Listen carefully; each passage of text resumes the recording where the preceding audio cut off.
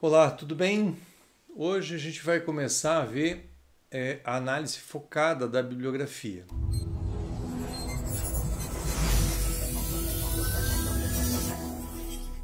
A análise focada dos artigos é baseada nos preceitos ali da revisão sistemática.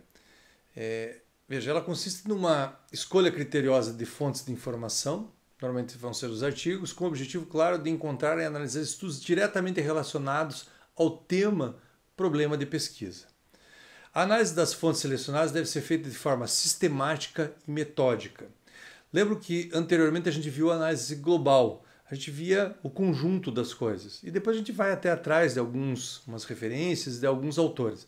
Aqui não, aqui nós seremos bem mais detalhistas da nossa análise. A análise focada deve responder a seguinte questão de pesquisa: o que já foi estudado sobre o problema em questão? Eu diria não só o que, mas como foi estudado e que tipo de resultado obteve em relação a esse tipo de problema, a esse tema de pesquisa.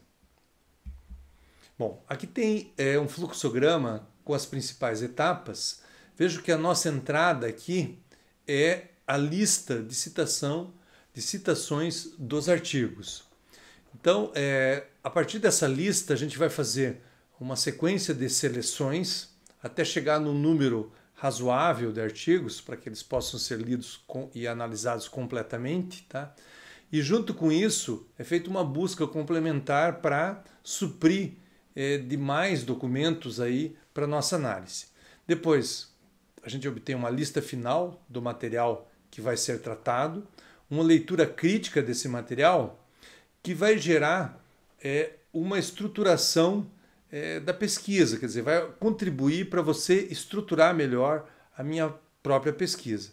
E uma análise sistemática que vai levar a um detalhamento metodológico e um posicionamento da minha pesquisa em relação do que está sendo feito a nível mundial, tá? Tanto em termos de abordagem, metodologia, etc. e tal, mas também depois comparar os resultados que eu estou obtendo com grandes autores, pesquisadores da área que estão fazendo isso nos diversos locais aí do mundo, né? Bom, primeiro processo. Então você vai receber lá a tua lista dos artigos mais citados. Lembro que eu fiz aquelas minhas buscas, uma eu achei 525, outro eu achei 800, outro 1.200, em torno disso aí que você vai achar, tá? Então não dá para você ler todos esses artigos. Então o que você vai fazer?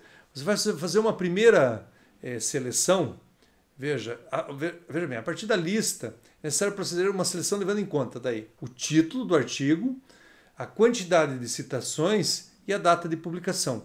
Por isso que é importante aquela lista em ordem decrescente. Você começa com os artigos mais citados, você tem, lembro, na lista a data que ele foi publicado, as citações dos últimos 5 anos, então para ver se ele ainda é pertinente dentro da área, e depois o total de citações, tá? O objetivo é obter daqueles 1.200, daqueles 500, entre 50 e 100 artigos, mais citados, relativamente recentes e pertinentes ao tema de trabalho. Por que eu coloquei ali relativamente recentes? Porque tem artigos que são antigos, mas que são muito bons, que você precisa ler, que você precisa integrar esse artigo no teu trabalho, tá? Então, é melhor que sejam mais recentes, mas pode ter alguns bons artigos de 2 ou 3 décadas atrás, mas que continuam sendo importantes. Segunda seleção. Para essa rodada é necessário obter e ler o resumo dos artigos e verificar sua aderência ao tema. Então, de 1.000, você tem agora 50 a 100, você agora vai ler o resumo desses artigos, tá? O resumo, se ele é bem feito, ele vai dizer qual é o objetivo do trabalho, o método que utilizou e os principais resultados. A ideia é, a partir dessa leitura, você achar de 25 a 50 artigos relativamente associados ao tema do trabalho. Porque antes você leu pelo título, se ele... Então, às vezes o título não contempla. Então, por isso que é bom você, tipo assim, ser amplo nessa primeira seleção e deixar um número importante de artigos. Na segunda, você lê o resumo, você vai ter uma ideia bem melhor do que é aquele trabalho e vai poder proceder a uma seleção assim com mais com mais informações e uma seleção melhor. Então a ideia agora é ter entre 25 e 50 artigos. E você pode passar por um terceiro processo de seleção, onde é necessário ler agora a introdução, a estratégia de pesquisa, tá? Os meios e métodos que foram utilizados, os resultados apresentados e os resultados apresentados. É preciso avaliar a fonte onde foi publicado e é bom dar uma olhadinha na reputação dos autores, tá? Outros critérios eventualmente podem ser adotados, quer dizer, você, sei lá, que usou determinado método, que usou determinadas variáveis, então aí fica ao critério de vocês verem aqueles critérios que são mais interessantes para fazer essa última seleção. O objetivo daí é ter entre 10 e 30 artigos. Mas vocês vão dizer, mas professor, mas só 10 ou 30? Não, mas são 10 ou 30 muito focados no seu trabalho de pesquisa. Essa que é a ideia, são artigos muito próximos do que você está fazendo. Às vezes não é de repente você está trabalhando com os materiais, não é exatamente os mesmos materiais, mas é o mesmo processo, é o mesmo tipo de agregado que você está utilizando, ou de repente tem semelhanças que não é exatamente a mesma coisa, mas tem semelhanças, tá? Então a ideia é que você reduza isso. O ideal é em torno de 15, 20 artigos. Por quê? Porque você vai ler, você vai detalhar a análise desses artigos e usar eles muito na discussão dos seus resultados, na escolha das suas variáveis, quer dizer, uma série de elementos importantes do teu trabalho de pesquisa, você vai usar eles como justificativa e como referência para tomar essas decisões, tá? Então vejam bem, aqui é a lista de citação dos artigos, como eu tinha falado. Então você tem na primeira seleção você vai ter o título, você tem aqui os anos que foram feitas as citações desde 2016.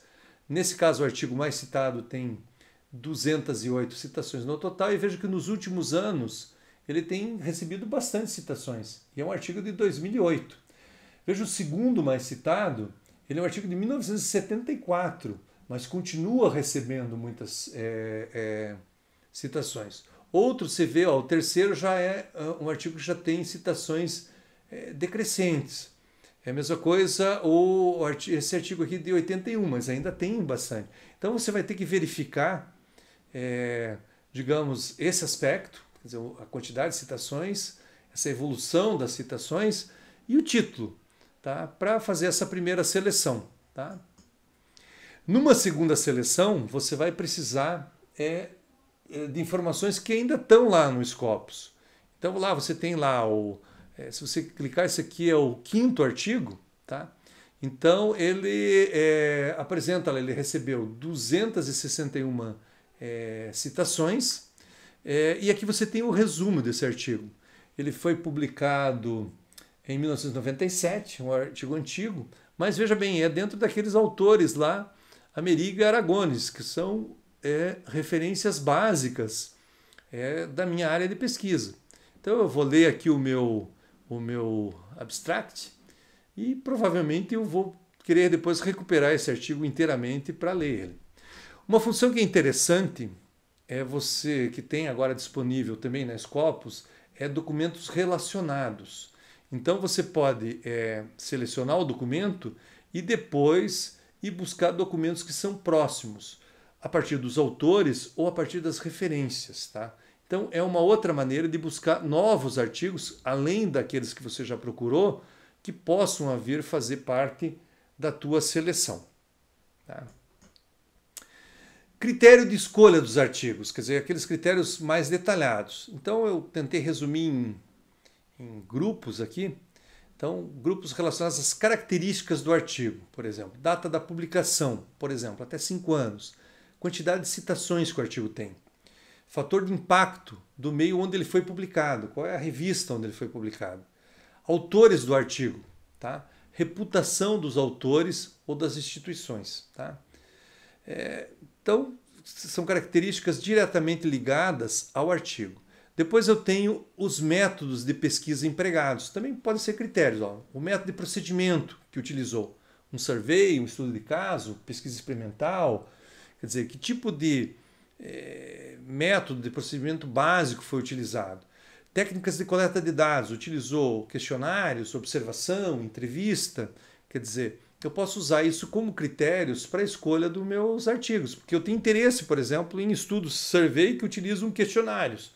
Por quê? Porque é semelhante ao que eu vou fazer. Então eu quero ver como é que foi feito, que tipo de pergunta que foi utilizada, que tipo de pessoas que foram entrevistadas, quer dizer, como que foi a delimitação dessa pesquisa.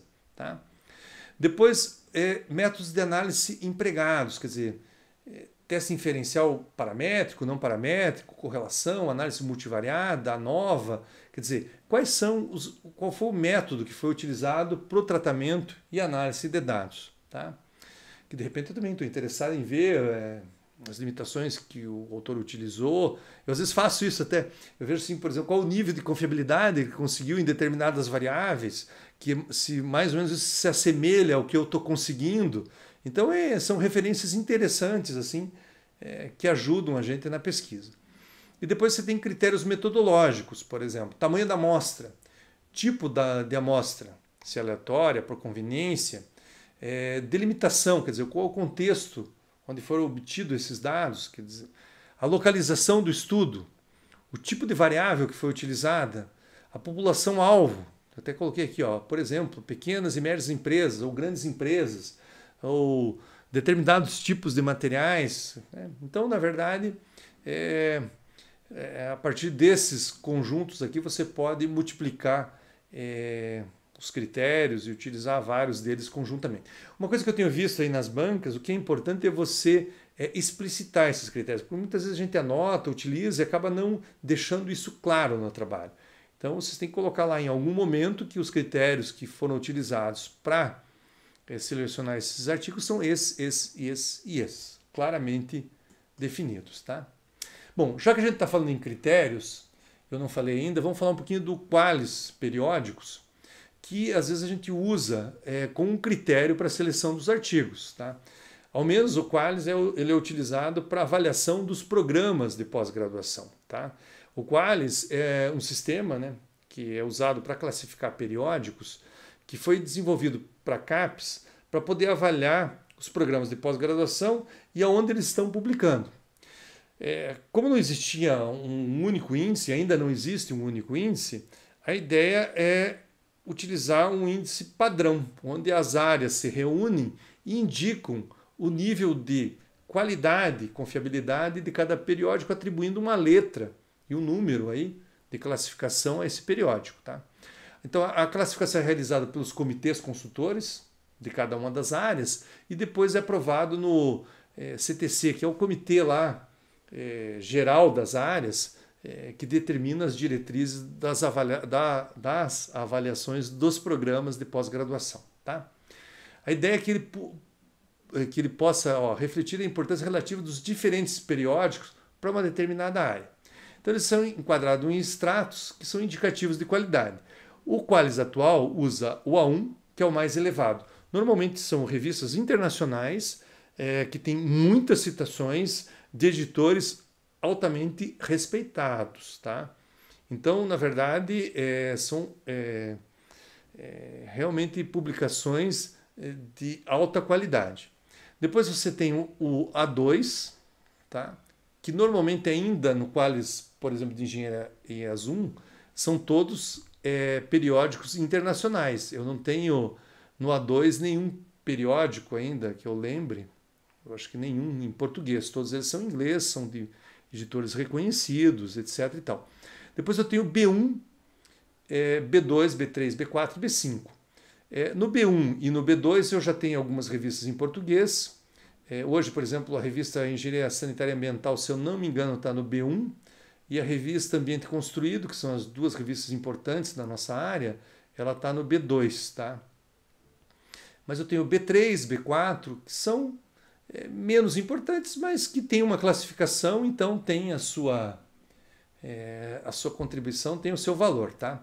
E depois você tem o C, que são com peso zero. Tá? O que está acontecendo hoje é que nós teremos um novo qualis, tá?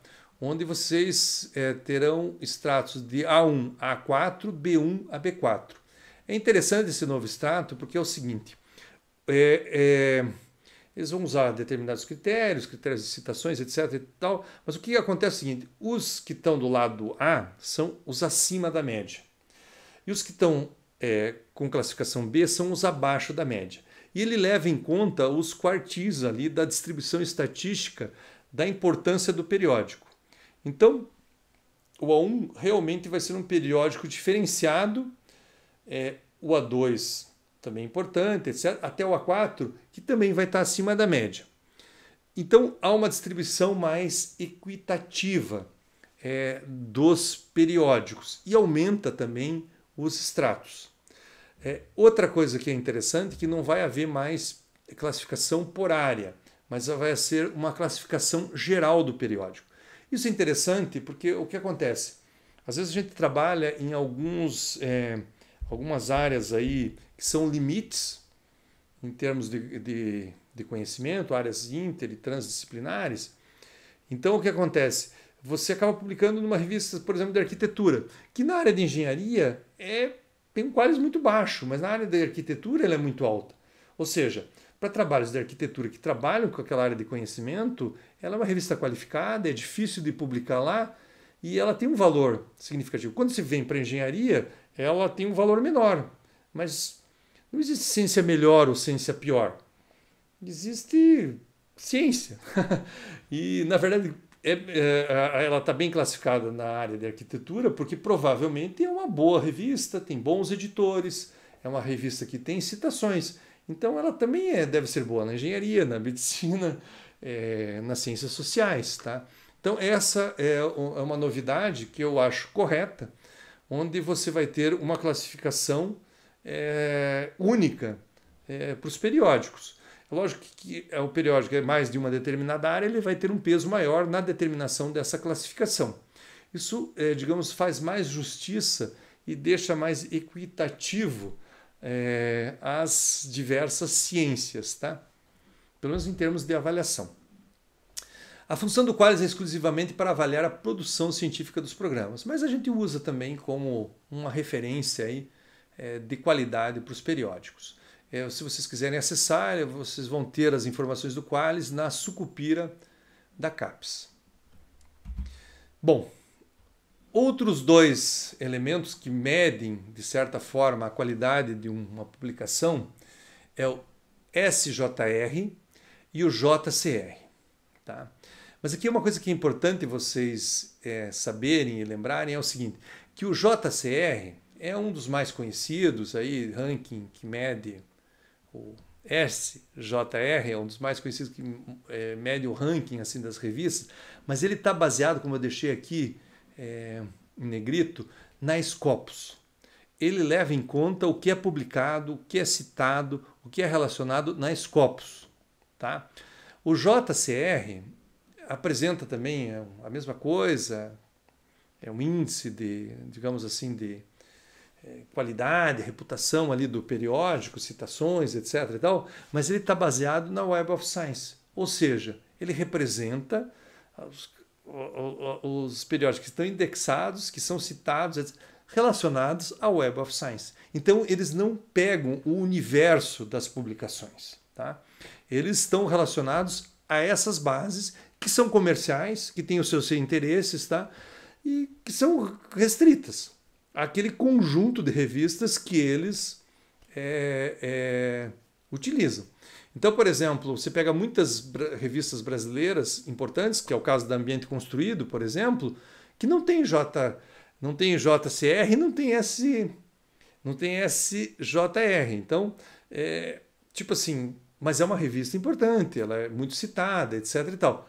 Então, tem essas limitações, esses fatores. Quer dizer, eles não contemplam todas as publicações. E nunca vão contemplar, porque as bases são comerciais, elas não têm interesse, elas querem se diferenciar. Então, elas querem sempre ter algumas revistas, algumas coisas diferentes das outras para poder vender. Né? Então, são índices que ficam difíceis de utilizar assim de uma maneira generalizada.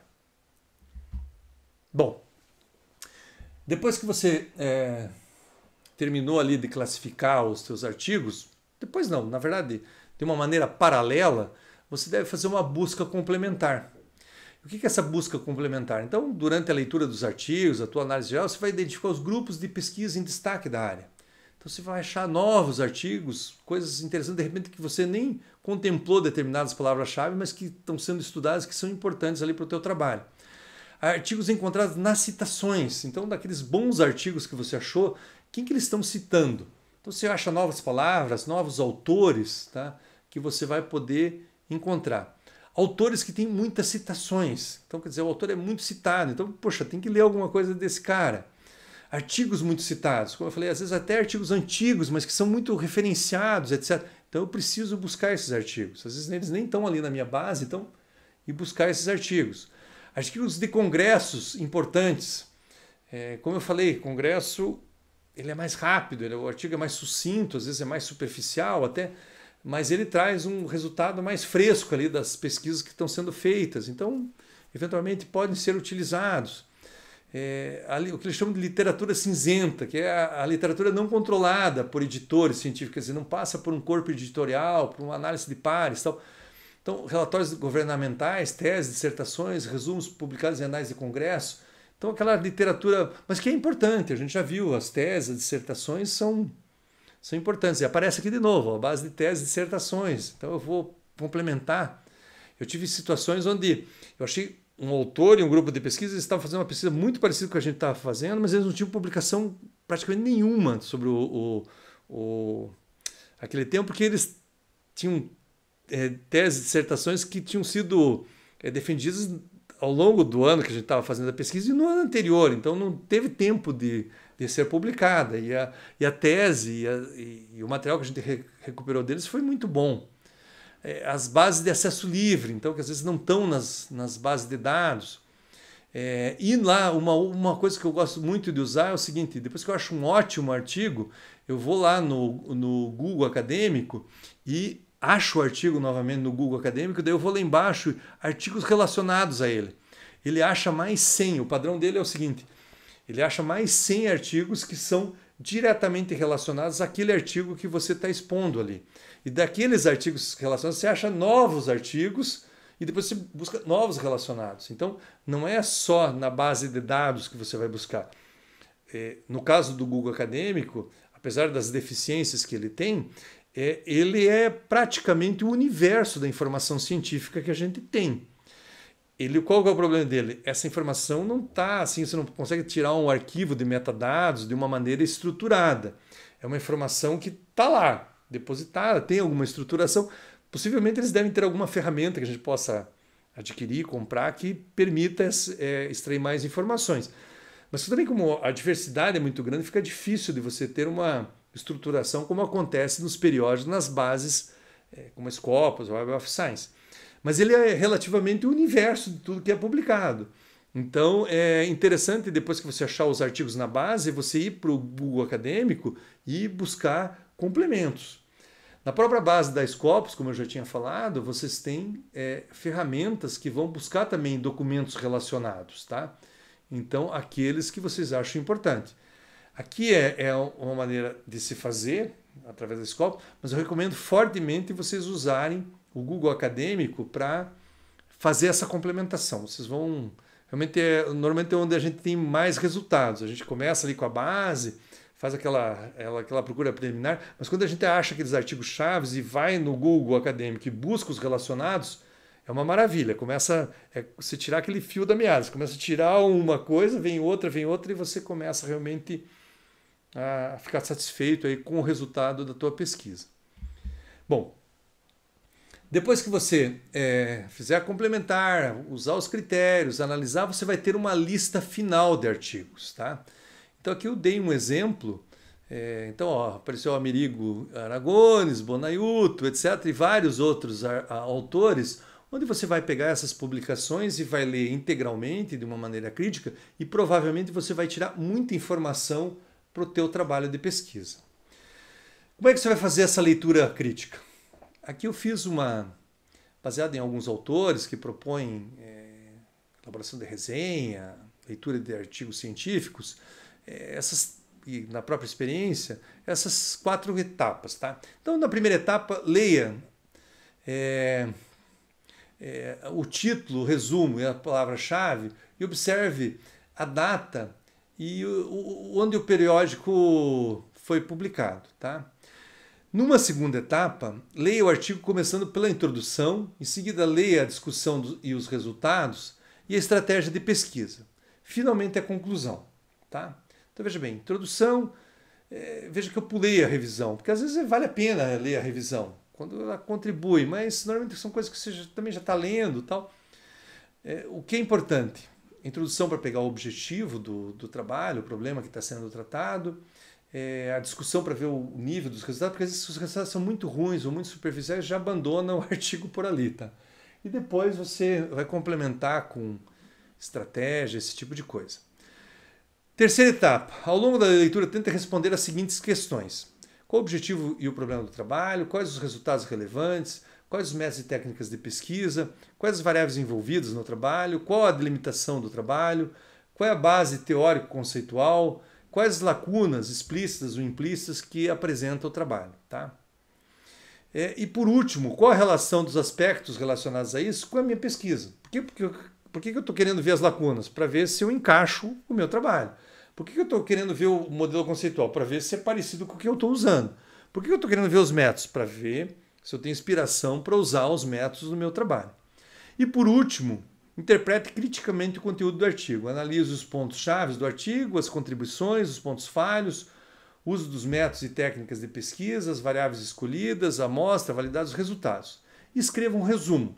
E esse resumo você vai aproveitar. Coloca lá na tua revisão de literatura esse resumo desses principais trabalhos, tá? Porque para quem está lendo o teu trabalho, vê, poxa, ele se preocupou em ver o que já está sendo feito. Olha, alguém que já... Você vai convidar o pessoal da tua banca já é dessa área. E ele lê tudo que ele já viu, isso é chato, mas se ele... Poxa, esse artigo eu não li ainda, você faz um resumo crítico, então é uma informação que realmente acrescenta. E depois essas informações você vai aproveitar em várias partes do trabalho, principalmente na discussão dos teus resultados. Bom, estruturação da pesquisa, tá? Então, depois que você fizer essa análise crítica, você vai pegar pedaços desses artigos ou informações desses artigos para justificar, para utilizar, para estruturar a tua pesquisa. E aí vale aquela questão do referencial teórico e revisão de literatura. O referencial teórico relaciona-se à definição clara de cada conceito, construto, lei, teoria, técnica ou método empregado na pesquisa. Então, quer dizer, o referencial teórico poderia estar até no capítulo de metodologia ou de estratégia de pesquisa, tá? Ele não diz o que foi feito no teu problema, ele diz a base que é utilizada conceitual. E a revisão de literatura refere-se ao levantamento de tudo aquilo que já foi estudado sobre o tema da pesquisa. Às vezes nem do problema, é um pouquinho mais amplo. Então, o que já foi estudado sobre isso? Tá? E aí tem uma outra importância. É interessante para dizer o que eu vou fazer a mais além disso. O que os meus resultados corroboram com o que já foi feito, o que diverge do que foi feito. E se diverge, por que diverge? Entende? Então é importante essa outra abordagem, mas são duas visões distintas. Um é de base, outro é mais de atualidade desse conhecimento em relação com o que eu estou fazendo. Tá? Ele vai auxiliar diretamente na estruturação, onde?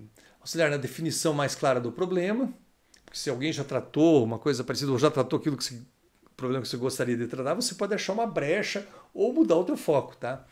Deve contribuir para embasar cientificamente a justificativa da pesquisa, então as lacunas que eu falei.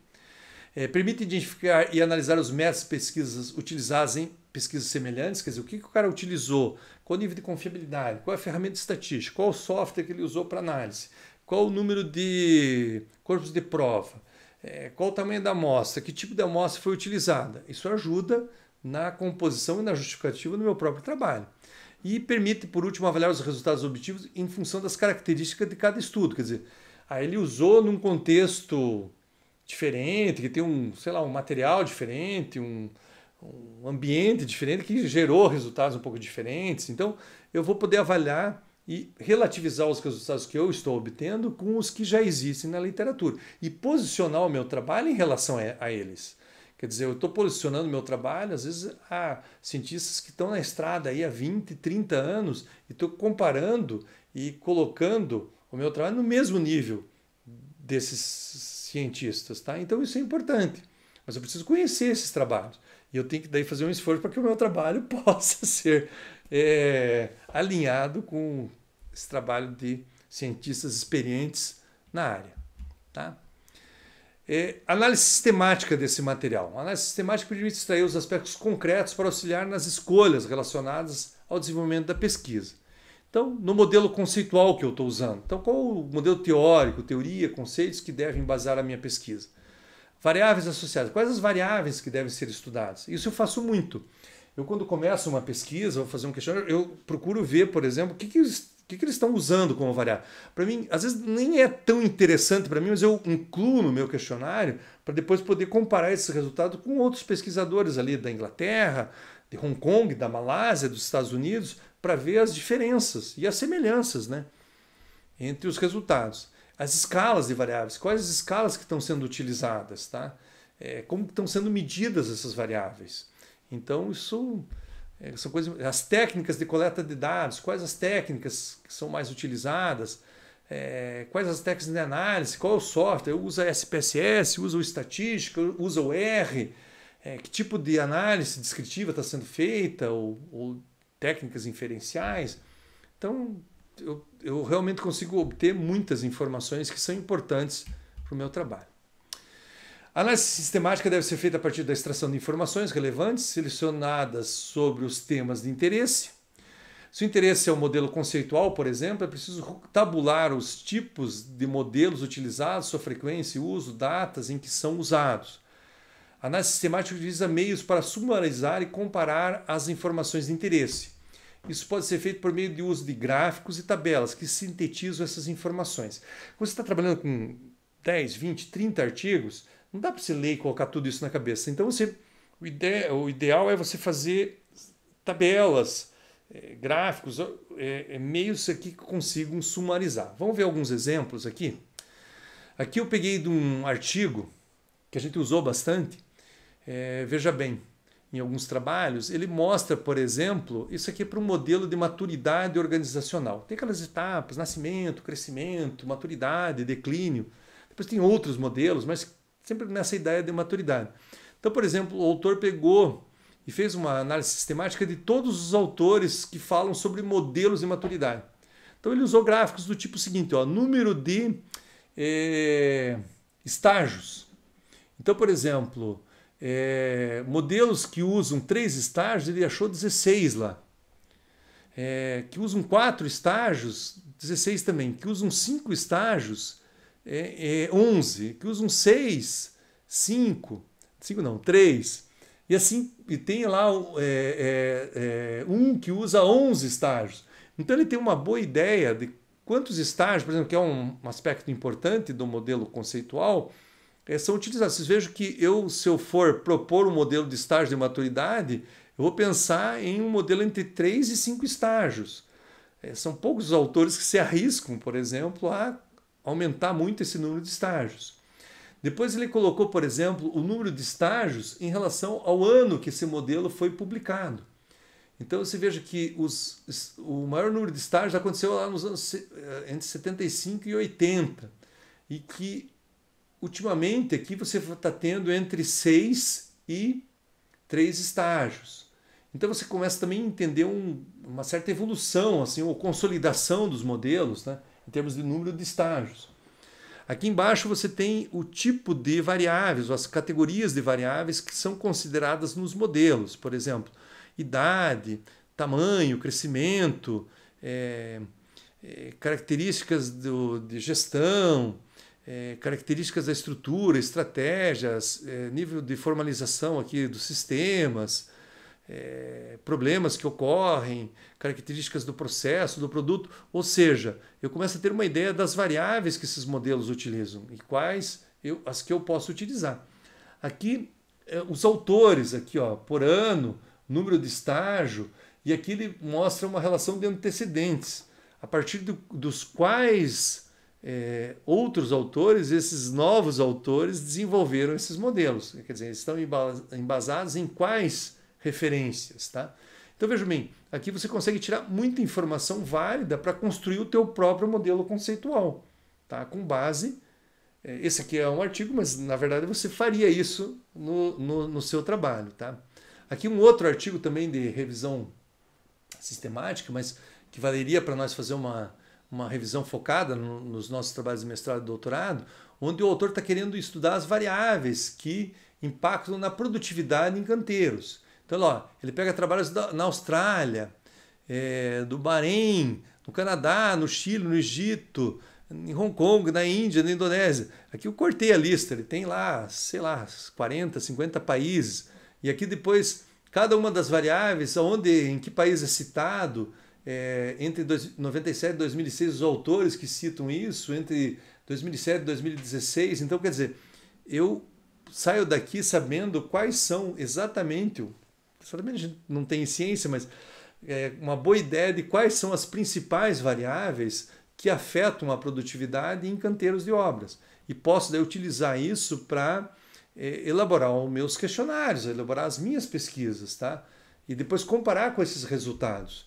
É muito melhor isso do que eu sair tirando variáveis da cabeça. Depois que apliquei 500 questionários, eu percebi que esqueci 2, 3, 4, 5 variáveis chaves ali que deveriam ter sido questionadas, tá?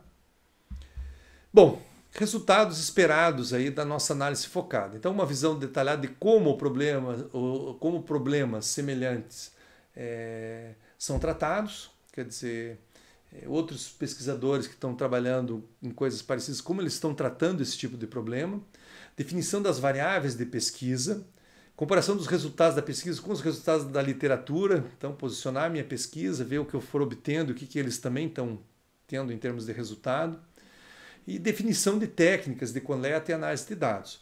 Vejo que essa análise mais detalhada dos artigos e análise mais focada leva a um detalhamento da minha pesquisa.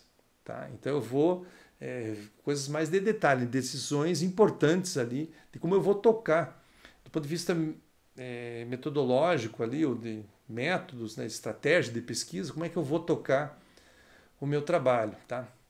O resultado da análise focada é a base para a elaboração da revisão de literatura. Tá? Ele vai ser mais importante para isso. Aqui algumas referências que foram citadas no artigo. E eu acho que isso aí é suficiente para vocês agora